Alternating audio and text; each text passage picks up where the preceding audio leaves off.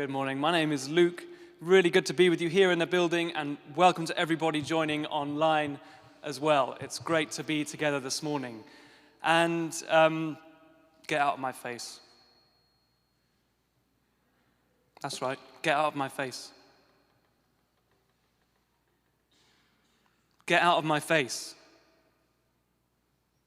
is the first of the 10 commandments. Believe it or not. I'm not being rude. I'm quoting from the Bible, sort of. We are today continuing and coming towards the end of our sermon series on the 10 commandments. And the first one goes like this. I am the Lord your God who brought you out of Egypt, out of the land of slavery. You shall have no other gods before me. Literally, in my face. That's what the Hebrew text says. You shall have no other gods in my face. Get out of my face is the Lord's first commandment. And the second commandment then explains what these other gods are, which the Lord wants out of his face. And I think let's just read through the whole thing again. It's only short. It's on page 77, if you're not there. Exodus chapter 20 on page 77. And let's just have a quick recap of what the passage says. So, I am the Lord your God who brought you out of Egypt, out of the land of slavery. You shall have no other gods in my face. You shall not make for yourself an image in the form of anything in heaven above or on the earth beneath or on the waters below. You shall not bow down to them or worship them. Let's just pause there for a second. So these other gods, which the Lord wants out of his face, are images or idols that people make and worship. And then let's read on.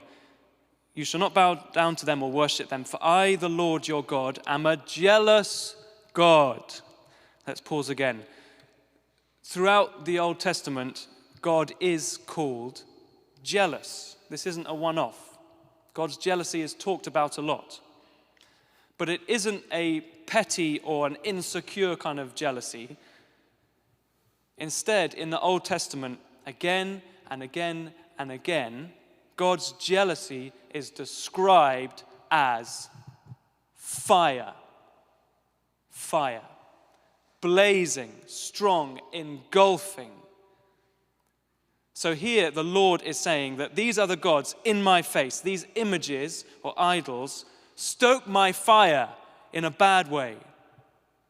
God is like a fire being kindled.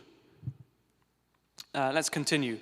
It goes on, I the Lord am a jealous God, punishing the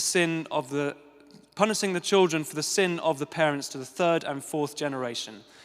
And here, by the way, we should probably read third and fourth generation as household.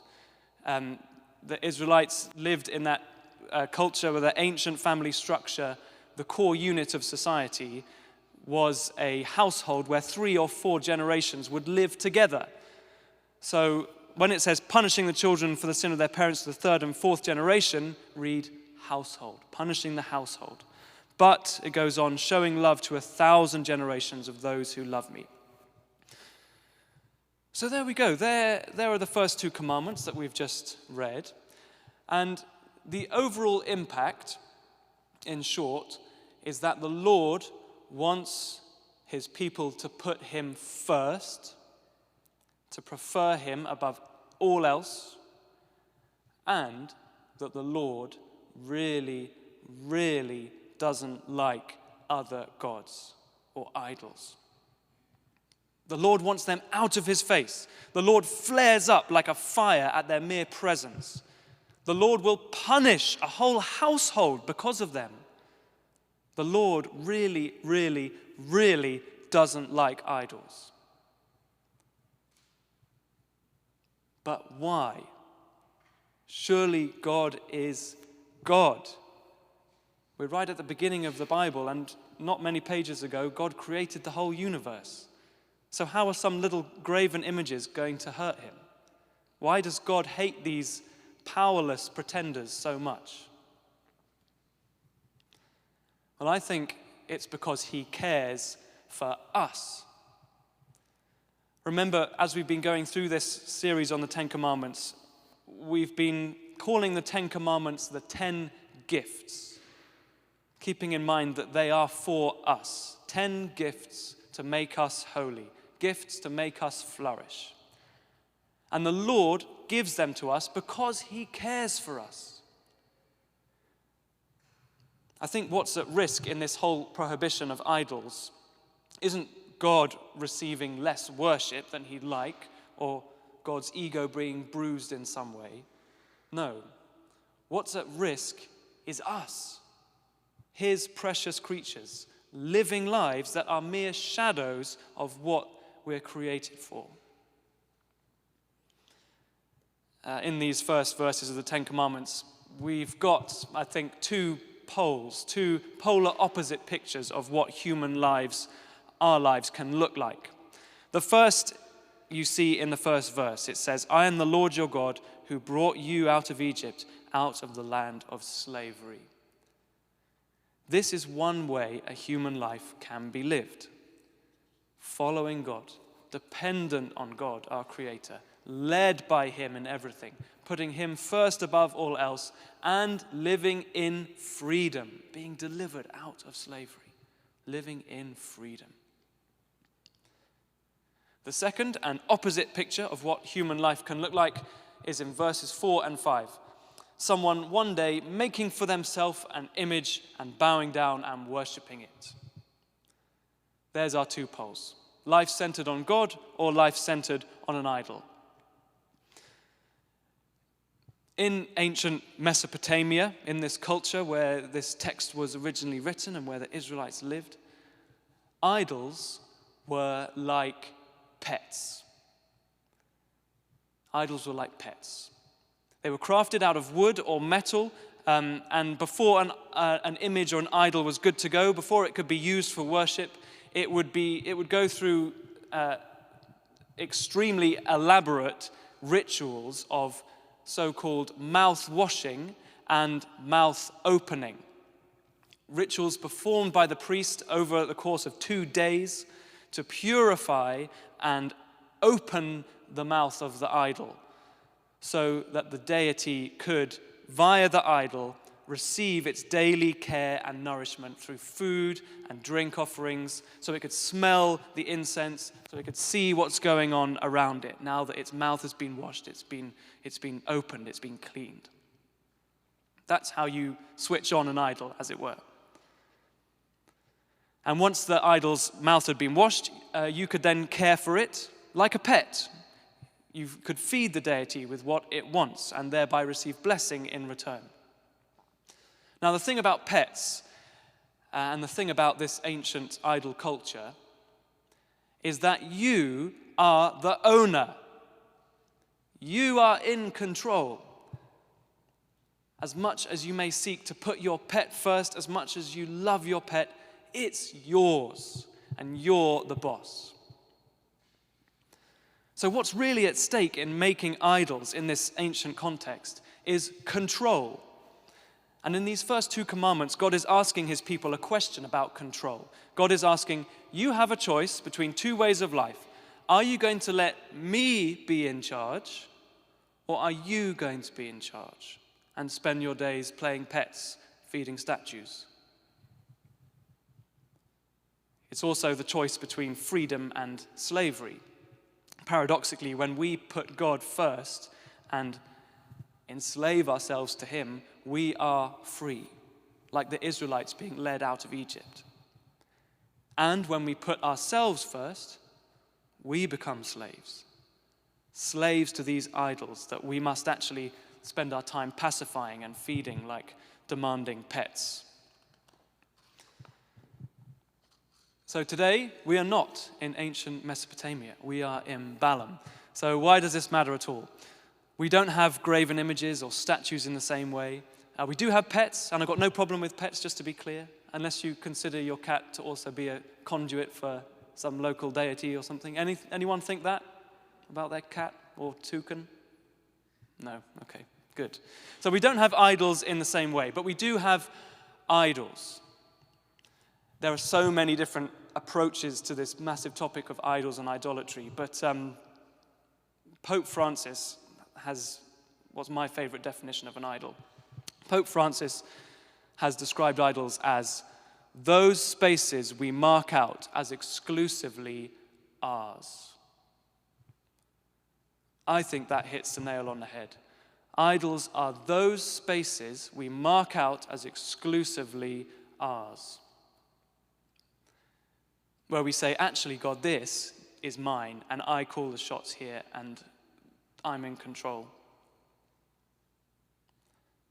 In the culture in which the Israelites lived, people sought comfort in deities that were theirs, that they could feed and keep happy and control through ritual. Today, that lust for control hasn't gone away. We are the same humans today. We seek comfort in idols. They're just different idols. And probably the most obvious analogy to your ancient Mesopotamian idol is your modern-day social media account. You lovingly make it for yourself to represent you in just the way that you'd like others to see you. And then you feed it. You post bits of content. You socialize with others. You notch up likes or views or followers or whatever the currency of the platform is. And you are in control to begin with. But before you know it, by feeding it, you actually become its slave. And it now makes demands of you. Social media is just one quite obvious example, I think, of a modern-day idol. But we're in Advent. Christmas is coming. The Christmas tree is here. The candles are lit. And it's a time of year when we are enthusiastically told to feed our idols.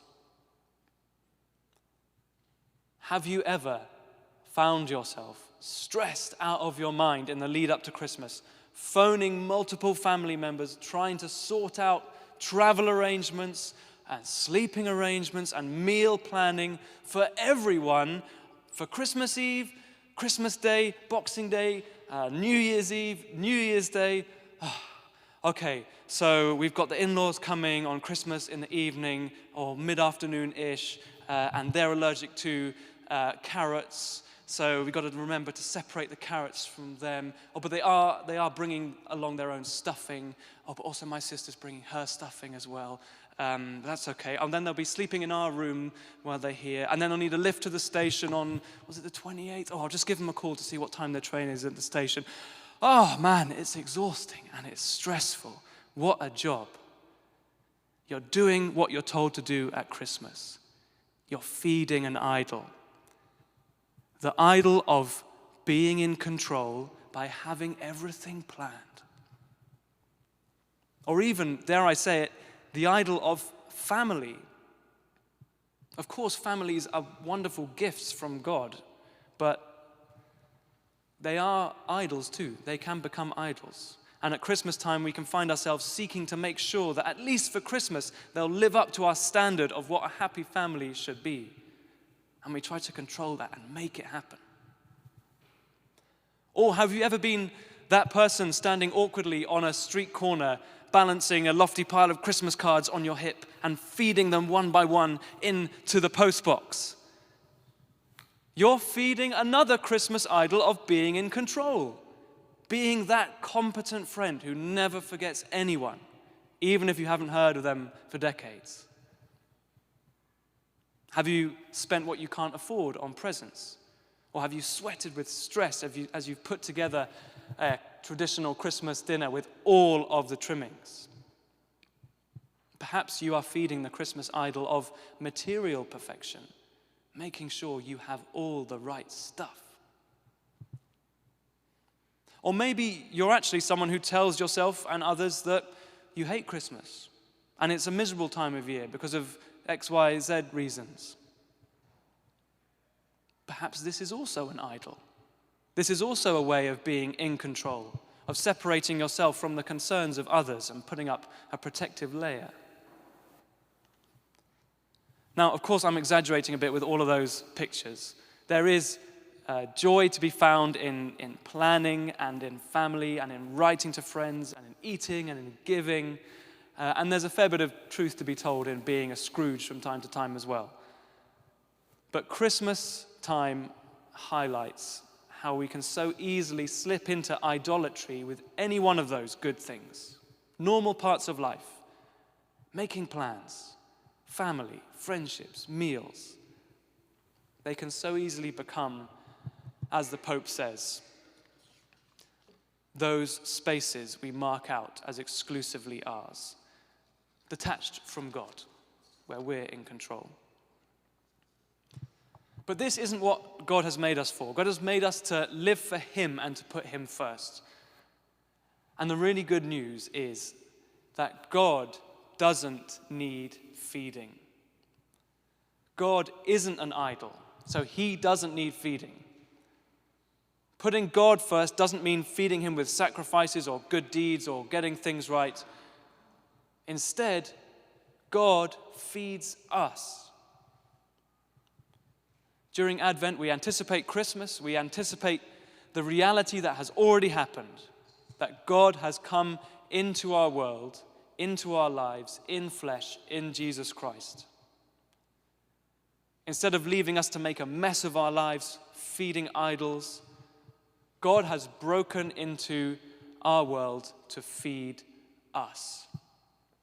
Jesus said famously in the Gospel of John, "I am the bread of life." He said, "I am the water of life."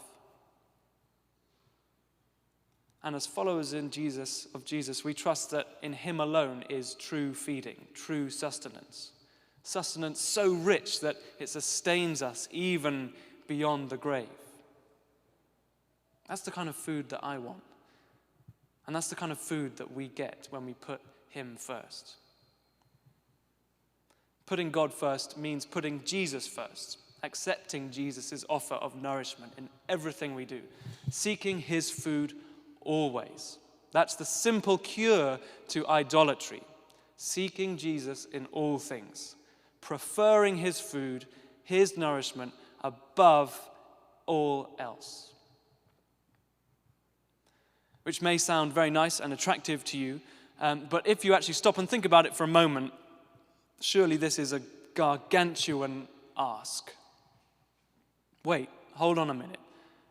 I meant to put Jesus first. I meant to prefer Jesus to everything else. How am I meant to prefer Jesus to my family or my kids? They come first. Or how am I meant to prefer Jesus' food to actual food? I love pasta. For me, just speaking personally and being vulnerable for a moment, pasta comes first. Or maybe third or fourth or something like that. But I wonder what comes first for you. Maybe it's not pasta. Maybe it's exercise. Maybe it's alcohol. Maybe being comfortable comes first. Maybe doing well at work comes first. Maybe protecting your wealth comes first. Maybe being busy comes first. These are the things I put first. How can I possibly change that? How can I prefer Jesus to these things, which are first for me? Well, you can. Anyone can. Anyone can put Jesus first. And the way we do it is by taking small but deliberate steps with Him. Here is an example. A woman's alarm clock goes off early in the morning, and she's very groggy. But she chooses to get out of bed. She makes a cup of tea, she sits down and has a quiet time of praying and listening to Jesus. This is a step forward. She's chosen to put Jesus first by making Him the first person she touches base with in the day. Later, in a supermarket, she hovers by a display of Sauvignon Blanc, which is on offer, and thinks it would be really nice to crash with some wine tonight, even though it's a weekday. But then she thinks of Jesus and asks for Him to bring her joy this evening and walks on to another aisle. This is another small step forward. By deliberately looking to Jesus to fill her emptiness, she has preferred him above other things. When she arrives at her office, a colleague greets her, and they make small talk, and quickly the gossip starts. But she thinks of Jesus and then says in her heart, "No, I will not speak badly of anyone." Another step. Then on the way home from work, she's walking quickly and she passes a woman begging for spare change. Then she remembers that in her quiet time earlier, she read about Jesus meeting a beggar. And she turns back around and says hello and asks the woman's name and wishes her a good day. Yet another step.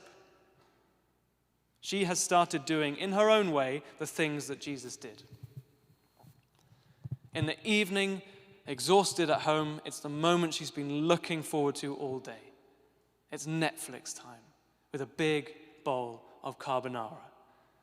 But a friend calls. Her phone is ringing, and she just does not have the energy for this friend right now. This is, after all, her time to relax and not to talk to people for once during the day. She takes a few seconds to wonder what Jesus would do, and she can't think of any stories about him turning people away. So she picks up the phone and has a catch-up with her friend, which ends up being life-giving. One more step. Jesus is within our grasp. He is God with us, God for us, the bread of life broken on a cross to nourish us every day. And you or I can prefer this bread to all else. We can live off this bread by taking small steps like this imaginary woman. She's not a real, well, maybe she's a real woman. Maybe that happened one day. But by taking small steps like this woman took, asking Jesus what he expects from you at every moment of your life and in every decision that you make. Or better, perhaps, asking Jesus for his bread at every moment of your life and in every decision that you make. And through small steps like this, soon enough, our idols, those spaces we mark out as exclusively ours, will shrink and shrink.